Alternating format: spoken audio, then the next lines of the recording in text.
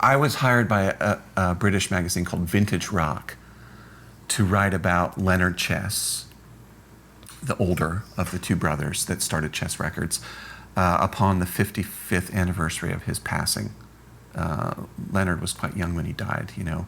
And there was really nobody in the Chess Records story left to interview because, of course, all the artists, Chuck Berry, Muddy Waters, Howlin' Wolf, are all dead.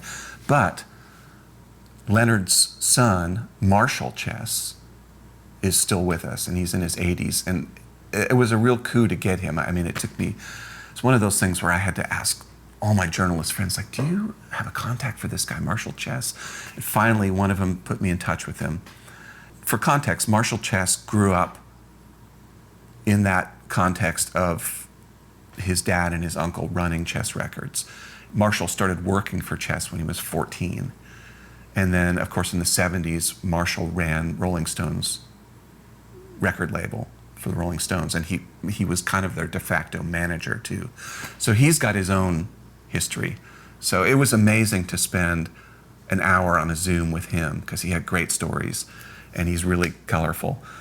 I think the place to start that's really remarkable is that you have two brothers who came over from Poland in 1928. They were kids. I think Leonard was 11, Phil was 8. They didn't speak any English. They landed in Chicago, where their dad had a junkyard business. So they went to work for their dad. Strangely, just across the street from the junkyard, there was a black church. So these two little boys, as they were learning to speak English and working for their dad in the junkyard, every Sunday would hear this incredible music pouring out of this black church. And growing up in Poland, they had never heard anything like that, you know? These voices, this stomping, clapping, this kind of like joyous music. And Marshall said his dad just kind of would stand there, just hypnotized, you know, just listening, fascinated by this stuff. So that's kind of the first intersection of these two Polish brothers with black music. Leonard is a really ambitious kid, doesn't want to work in the family business. By the time he's 18, he's opened his own liquor store in a completely black neighborhood in Chicago. So he starts befriending all of these kind of working class black people, finding out about their lives, finding out about the kind of music they enjoy, speaking their language. The liquor store is successful. He buys a bigger liquor store that has a tavern in the back with a jukebox. So he starts finding out about what were called race records back then, loading up the jukebox. Each step of his life, before he gets to Chess Records, he's learning all of these different aspects of not only the record business, but social life and how to bridge the black and white divide. He and his brother, Phil, open a club called the Macombo in 1948 in Chicago. And they start having all these jump blues bands and R&B bands. And he starts to see there might be a future in recording this music. So he partners with a woman named Evelyn Aaron, who ran a little label called Aristocrat Records in Chicago. One of the first people that they record is Muddy Waters. And Muddy Waters is quite different than what was happening in the Macombo, where that was more jump blues with horns and drums and stuff. And Muddy comes in with his guitar and does a solo thing where just playing this amazing slide blues and singing in that great voice. And according to Marshall, when Leonard heard it, he was like, what is this? I mean, I can't even understand what he's singing, because Muddy's diction was not great. And Leonard was like, I don't know. But he said the hair stood up on his arms. He was like, I guess I'm going to trust that goosebump feeling, So they put out this record, and it was a really big regional hit, And then at the same time, Evelyn Aaron got out of the record business, and Leonard and Phil bought Aristocrat and changed it to their last name, Chess Records. So everything that happened to get to that point, in a way, was kind of accidental. I mean, I don't think when Leonard started a liquor store, he ever thought he was going to get into the music business, working with musicians, much less a record label. And once they started the record label, they realized this would make better financial sense if we didn't have to pay somebody else to record it. So let's build some kind of a little recording studio in our office, which is what they did. And then, as they start to build up some steam with Muddy Waters, they get Howlin' Wolf.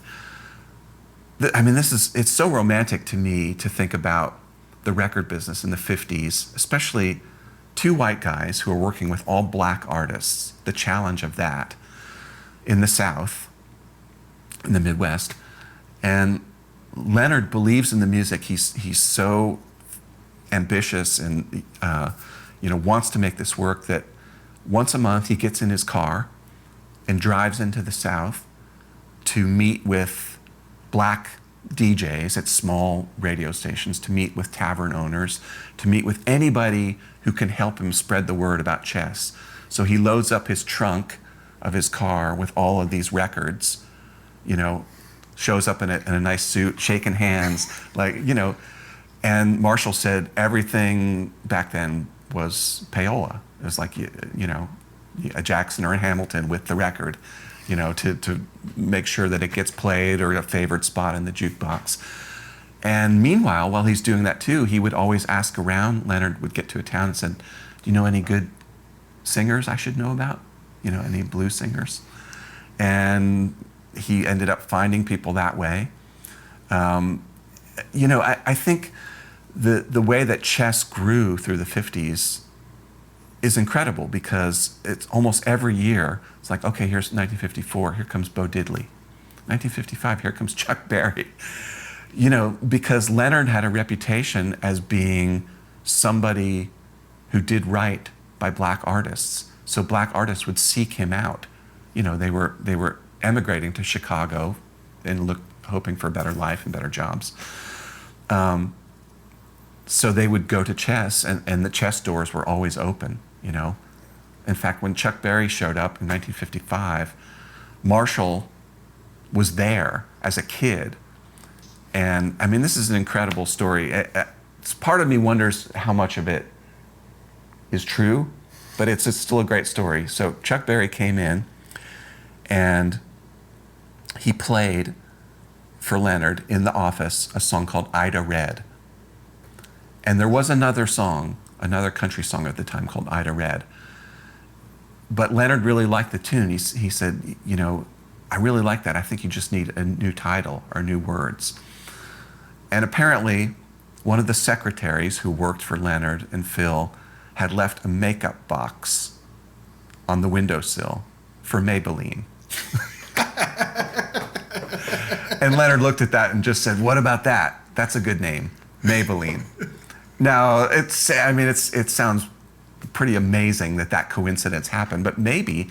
I also spoke to a woman named Nadine Cahotis, who is a really good music historian who wrote a book on chess called Spinning Blue into Gold.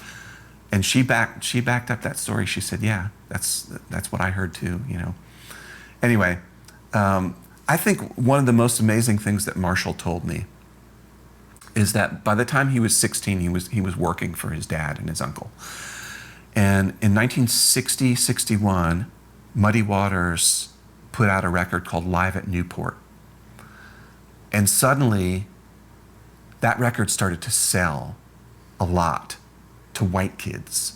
And part of it was because Newport was all New Hampshire, Massachusetts white kids who went to that concert and loved the music, bought the record. And Phil Chess, Marshall's uncle, said, "There's something happening here. Like, we need to find a way to repackage all of our old 1950s blues stuff, Little Walter and Muddy Waters, for kids. So Marshall, that's going to be your job at chess. I want you to figure out how to do that." So Marshall spent the early 60s doing just that. And as part of that initiative, he went to England. No chess records had ever come out in England prior to 1960-61. Marshall went over there, met a lot of what they used to call pirate radio DJs who would play this kind of American R&B and rock and roll. And he made a deal with a little label in London called Marble Arch.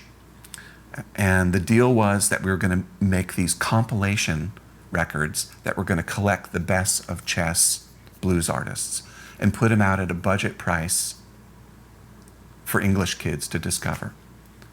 They put those records out, and the way Marshall put it, he said, those are the records that Keith Richards, Mick Jagger, Ray Davies, Pete Townsend bought. So amazing, the connection to think, in a way, you know, Leonard and Phil, of course, had to start chess, but Marshall was responsible, in a way, for starting the British invasion, you know, and all these incredible English bands. Also, just to backtrack for a second, I think in the same way that Stax Records is incredible when you think about Jim Stewart and Estelle Axon being these two very unlikely people to start a soul record label. I think it's that way even more so with chess, because Leonard and Phil were not musical. They couldn't carry a tune. They just had a sense of business. Marshall said his dad, they used to call his dad the foot stomper, because his big thing was he loved a good, strong backbeat. So if he had musicians in the studio making a record and he didn't feel the backbeat was strong enough, he would start going like this, like this, like this, just stomping his foot almost angrily at the musicians until they got with it and the drums came forward, you know. And even Marshall said years later, when he was at, this is like in the 2000s before Chuck Berry passed, they were at some kind of Rock and Roll Hall of Fame thing together. And he said, Chuck Berry pulled him aside and said, you know, it was your dad when we did those first sessions at chess who told me to turn up my guitar and told the drummer to play louder. Like, I wouldn't have really thought to do that. And at first I didn't know that it was the right move. He said, your dad just had, even though he didn't understand music, he had a feel for what would connect with people. And it was the beat, you know, the foot stomper. It's amazing. Yeah, I mean, I think that those are the main points about the chess record story. Leonard, it's funny, you know, sometimes when you interview people, the way they express themselves, you want to capture that when you quote them. And every other word out of Leonard's mouth was motherfucker or fucker. You know, and some magazines are really squeamish about using profanity. So this was only the second piece I had done for Vintage Rock. So after I did that interview, I had to email the editor. I was like, how do you feel about profanity? You know, do you guys have a policy on that? Because I feel like Marshall uses it in a way that's not gratuitous. It's colorful, and it expresses his emotion and his passion. So they said, okay, you can leave it in, you know. Fascinating guy, yeah. I mean, you know, he was there. He was talking about, you know, going to the bank in a car with Willie Dixon, and Willie would get in on the passenger side, and he was so heavy that the car would kind of go like this, lean down. You know, he knew all of those incredible blues artists and rock and roll artists. I've heard those guys were playing those clubs in Chicago. I think it was like 9 at night to 6 a.m. in the morning. Oh, yeah. And they would do 45 minutes and then 15 off, but every night, just playing that much. Marshall said his dad never slept. You know, he would come home in the wee hours at like 6 a.m., sleep on the couch for an hour or two, and then go right back to work. You know, there's an apocryphal story that both Marshall and this woman, Nadine Cohodes, said was not true, but I'm sure you've probably heard this story, that the first time the Rolling Stones came to Chess to record, that they saw Muddy Waters outside painting the building. But Marshall said that's not true. I mean, it's not to say that it could, maybe it is true and they just don't want it to be thought of as true, but I mean, I tend to believe Marshall maybe over Keith Richards, you know. Yeah, it might have been a poetic way to say that they weren't necessarily paying the artist what they should pay them, that you know, and then just say that he saw him on a ladder painting, you know. Yeah. I will say too, just as a follow-up to Maybelline was a really important moment in the Chess story because it really was the first black record that they put out that got onto white radio. And Marshall said he remembers being in the car with his dad and hearing it on the white radio station. And his dad said, Marshall, this is it. You know, we've made it. And he said that song really changed his family's life. Like he got a Schwinn 3-speed bike. They got their first window unit air conditioner. You know, it was a tangible thing. The results of Maybelline and the money that it brought in, you know, was above and beyond anything that had happened to Chess at that point.